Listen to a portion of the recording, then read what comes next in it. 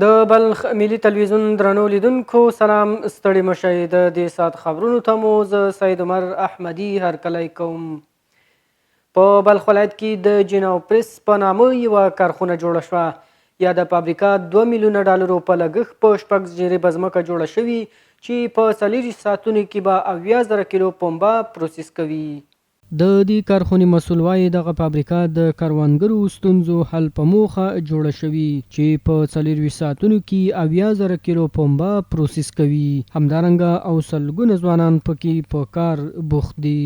در این فابریکه ما سه سیستم اطفاییه وجود داره که اگر خدای نخواسته اگر حالات غیر مترقبه رخ میده ما خود ما دفعتاً دست به اقدام شده بتانیم و در قسمت سرمایه هزینه از این اضافتر از 2 میلیون دلار ما سرمایه گذاری کردیم و انشالله در آینده ما این را انکشاف میتیم. د بلخ ولایت مقام د دفتر رئیس دغه کارخونه د هیواد په مالی پیاوړتیا کې یوه مهمه لاسته راوړنه یاده کړه.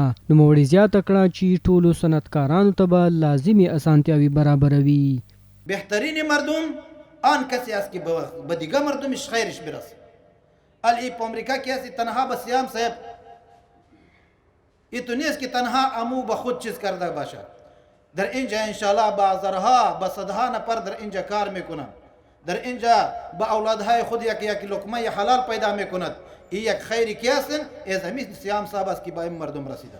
له بلې خوا د سوداګرۍ او پانګونې خونې رئیس وویل چې دغه تولیدي کارخونې په فعاله کېدو سره ډیرو خلکو ته د کار زمینه برابره شوي. نوموړي له مسؤلینو څخه وغوښتل چې پانګوالو ته غوره او مناسبه فرصتونه برابر کړي.